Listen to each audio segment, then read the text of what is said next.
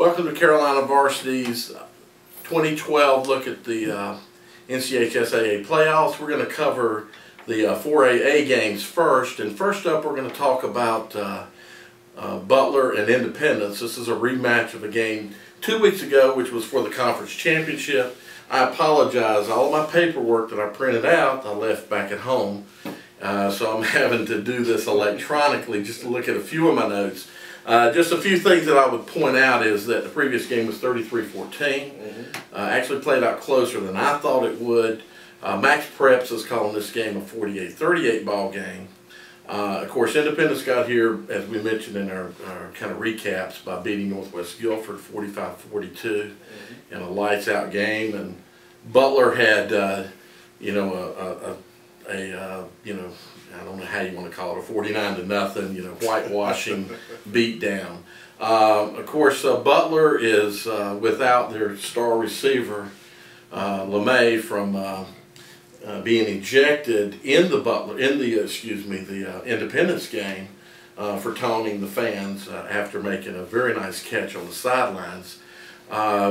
Independence has got a new kid back at quarterback, Hopkins, and that seems to maybe have lit a fire under Independence. Now you got a kid that's a little mobile, and in the one game that I saw, or the first game that I saw Independence when they played Vance, that was probably one of their downfalls, was that they didn't have the mobility at the quarterback. Their passing game was not there, the heavy rush. So maybe this kid gives them a little more dynamics. And then I got to mention that Isaiah Robinson's one of them. He's one of my favorite backs here in the city. He's probably a top 5 back in the area. Yeah, I agree. So and then of course over at Butler got Glisson. So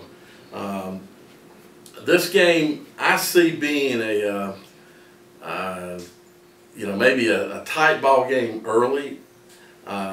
It could be a tight ball game all the way through, but I do think this is Butler's game to lose, even with their loss of LeMay. I think Butler's got a lot. Well, again, they've got so many horses. The game's at Memorial Stadium. That's kind of a home field for both teams. Both teams seem to play there bunch of, especially this game, they play there every year just about. I'm not sure what to say. I think you'll have an exciting ball game. I think that it's going to be a Butler win. I'm thinking Butler's going to win this by 2 scores. I think that Butler will probably reach up in the upper 30s to low 40s, and I'm expecting that the Independence will probably hit somewhere around 21, 28 points. Yeah, a couple of interesting things with this one. In the previous game, Riley Ferguson didn't play the whole game, and he's going to play the whole game, I would assume, this time. Independence having 42 points given up to Northwest Guilford. A lot of people will say, well, how can they slow down Butler if they give up 42 to Northwest Guilford?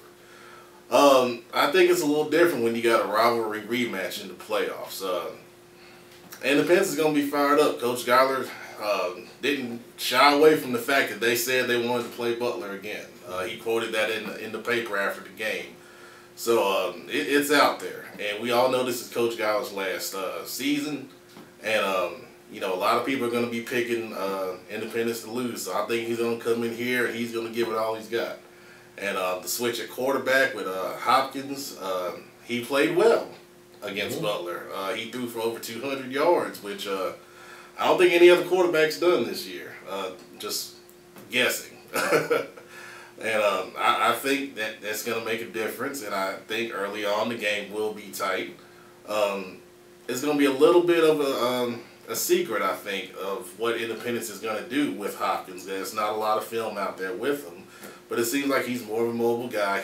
Apparently he can throw the ball. Butler losing Pulofsky and not having LeMay, it may hurt them a little bit.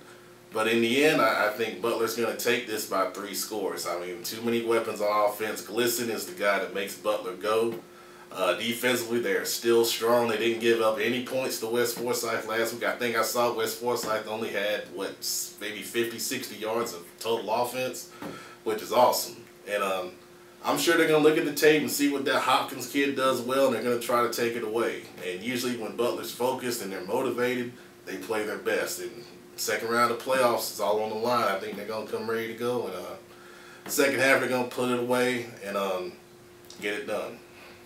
Well, good luck to both teams. I think you guys will have a good ball game, an exciting ball game for really, even if it is a 2 to 3 score game, it still should be a fun game to watch all the way through.